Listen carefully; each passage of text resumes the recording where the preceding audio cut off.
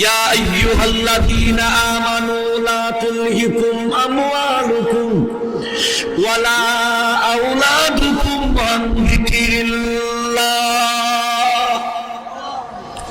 আল্লাহ বলেন, হে ঈমানদারেরা, তোমাদের ধন এবং তোমাদের আওলাদ যেন তোমাদেরকে আমি আল্লাহর জিকির থেকে গাফেল করে না, হালাক করে না। কারণ আমরা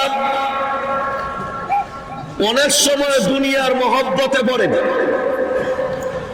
অনেক সময় আওলাদের মহব্বতে পড়ে, অনেক সময় দুনিয়ার খেল তামাশার মুভে পড়ে, ধ্যানে পড়ে আমি আল্লাহকে ভুলে যাই। কথা বলে ঠিক না?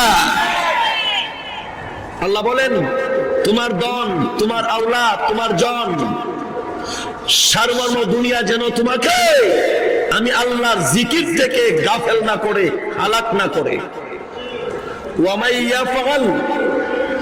যারা দুনিয়ার ধন সম্পদ, আওলাদের লোভে পড়ে, ধনের লোভে পড়ে, দুনিয়ার দান্দায় পড়ে আমি আল্লাহকে ভুলে যাবে, যারা এমন করবে,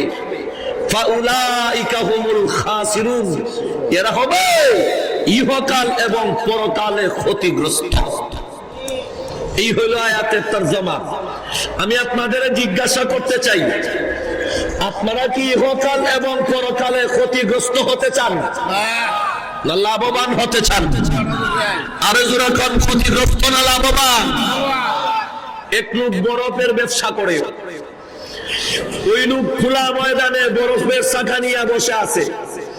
আমি আপনাদের জিজ্ঞাসা করি, দোস্ত, এই লোকটা যদি বরফ তাড়াতাড়ি বিক্রি করে লস হবে, ক্ষতি হবে? একটু কথা বলেন না, লাভ হবে? লাভ হবে। এই বরফ যদি বিক্রি হয় না, যত সময় যাবে বরফ গলে গলে এক সময় একবার বিলীন হয়ে যাবে, তার কোন অস্তিত্ব থাকবে না। তাহলে আপনারা বলেন, বরফের ব্যবসায়ী যত তাড়াতাড়ি বরফ বিক্রি করতে পারবে ততই লাভবান হবে।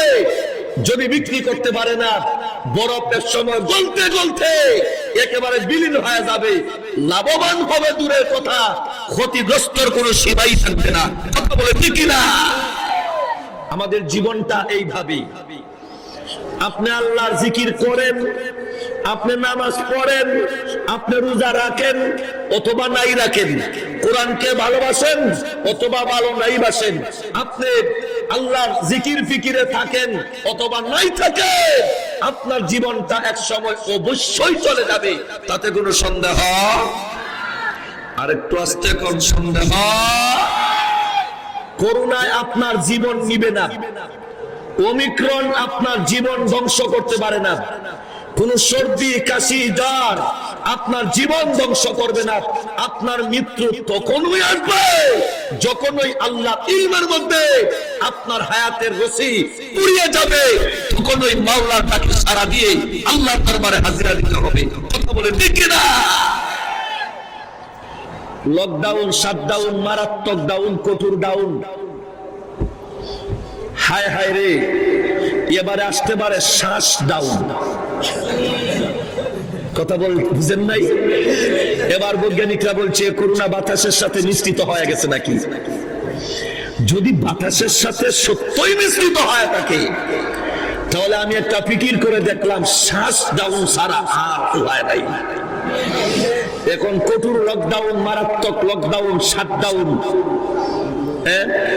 এরপরে আপনার সর্বাত্মক লকডাউন। কোন ডাউনের দ্বারা যেহেতু করোনা থেকে আমরা রক্ষা পাইনি, বাতাসের সাথে করোনা মিশ্রিত হয়ে গেছে, এবার শাটডাউন ছাড়া বিকল্প পথ নাই। এখন আমরা যদি 2 মিনিটের লাগে শাটডাউন দেই, জীবনের মতন একবারে জমিনের নিচেই ডাউন হয়ে যাবে। কথা বলে ঠিক না? পারলে টেকাও করোনা, পারবেন না।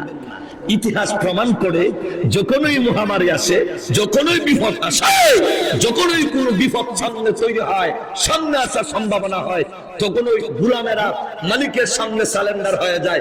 মালিকের সামনে সালেন্ডার হওয়ার ছাড়া আল্লাহ জাতের কসম করে বলছি, করোনা থেকে, ওই ওমিক্রন থেকে কেউ রক্ষা করতে পারবে না। কথা বলে ঠিক না?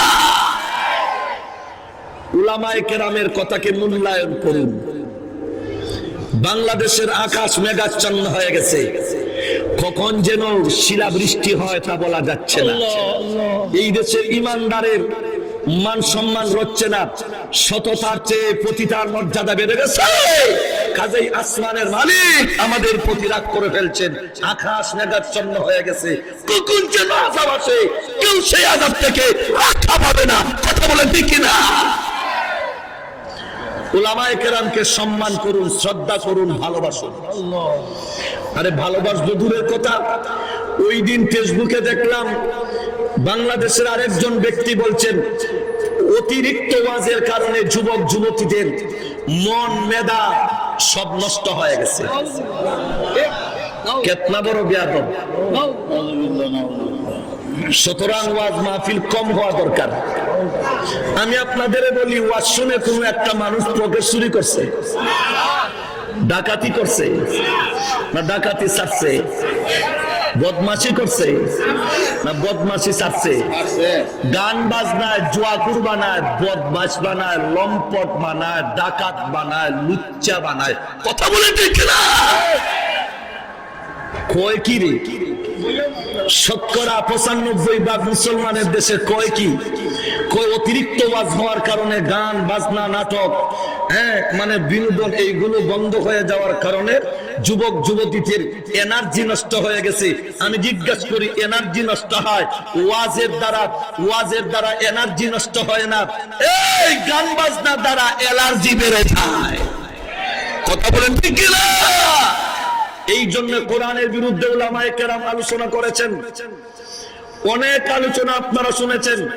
ইসলাম এবং ইসলাম প্রিয় মানুষদেরকে দাবানোর জন্য, কোরআনের আওয়াজকে বন্ধ করার জন্য গোটা পৃথিবী জুড়ে একটা নীল নকশা নিয়ে ইহুদি খ্রিস্টানেরা মাঠে নামছে। ইনশাআল্লাহ আল্লাহর সাথে কসম করে বলছি, যারা এই কোরআনের আওয়াজকে বন্ধ করার ফায়সালা করবে, তাদের অস্তিত্ব থাকবে না, জাতের পরিবর্তন হবে। কথা বলে ঠিক কিনা? কারো সিলায় কাউরে বাবা ঠাকুর চিনছ না। আল্লামা ফখরে বাঙ্গাল তাজুল ইসলাম সাহেব রহমতুল্লাহ আলাইহি হযরতকে এক লোক প্রশ্ন করেছিল, হযরত মুল্লা কিসকো কাতে হে? মুল্লা কি? মস্কারি করে, টুপিওয়ালা দাড়িওয়ালা দেখছে তো মস্কারি করে, মুল্লা কিসকো কাতে হে? হযরত কে মুল্লা ইসকো কাতে হে।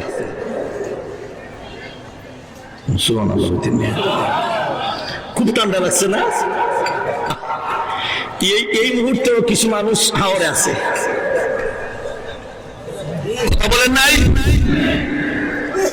মুল্লা ইসকো কাতে হে প্রশ্ন করা, হযরত মুল্লা এদের বুঝলাম না, বুঝি নাই তো। সংক্ষিপ্ত কথা আগেই বলছি, মুল্লা এটাকে বলে বুঝি নাই। হযরত বলেন, দেখো এই বৃদ্ধাঙ্গুলিটা বাদ দিয়ে দাও। বাদ খাইতে পারবে আপনারা? কথা বলেন না কেন আপনারা? বলেন তো, এই আঙ্গুলটা বাদ দিয়ে বাদ খান তো, এখন বেলচার মতো হবে, বেলচা। আপনাদের জিজ্ঞেস করি, বৃদ্ধাঙ্গুলটা বাদ দিয়ে আপনারা কুড়ালে ধরেন তো পারবেন? বৃদ্ধাঙ্গুলি বাদ দিয়া কুড়ালে ধরতে পারবেন? দা, কাশি, রশি পারবেন? বৃদ্ধাঙ্গুলটা বাদ দিয়া একটা চিন্তা দেন তো, এইভাবে দিবেন না, ওইভাবে চুলকানি কমে যাবে। এইভাবে দিলে চুলকানি কমে যাবে। এই বৃদ্ধাঙ্গুলটা বাদ দিয়ে আপনার একটু লবণ লন, পারবেন? এই বৃদ্ধাঙ্গুল বাদ দিয়ে আপনার একটু মাছ বাঁচেন, পারবেন? এই বৃদ্ধাঙ্গুল বাদ দিয়ে একজন ভাইকে একটা দোষী দেন তো, ওইটা এখানে ঢুকাইয়া দিলেই পাওয়ারফুল। ওইটা বাদ দিলে, কথা বলেন না?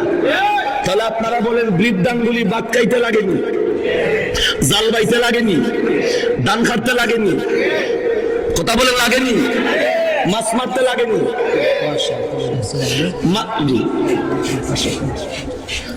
মাছ মারতে লাগেনি, কথা বলেন, চোর দিতে লাগেনি, কিল দিতে লাগেনি। তাহলে বৃদ্ধাঙ্গুলি যেমন সর্বকাজে ব্যবহার হয়, সব যখন বলা হয় জীবন থেকে নিয়ে জন্ম থেকে নিয়ে মৃত্যু পর্যন্ত আলেম উলামা ছাড়া উপায় নাই। কথা বলে ঠিক না? এই জাতীয় আলেম উলামা তৈরি করে এই ধরনের কওমি মাদ্রাসায় আর একটু জোরে কন্যা কাজী ওয়াজ বন্ধ করার ষড়যন্ত্র করবেন না। ষড়যন্ত্র করেছিল কারুন, ষড়যন্ত্র করেছিল ফেরাউন, ষড়যন্ত্র করেছিল নমরুদ, ষড়যন্ত্র করেছিল হামান, ষড়যন্ত্র করেছিল সাদ্দাত, ষড়যন্ত্র করেছিল অসংখ্য বেঈমান কাফেরেরা।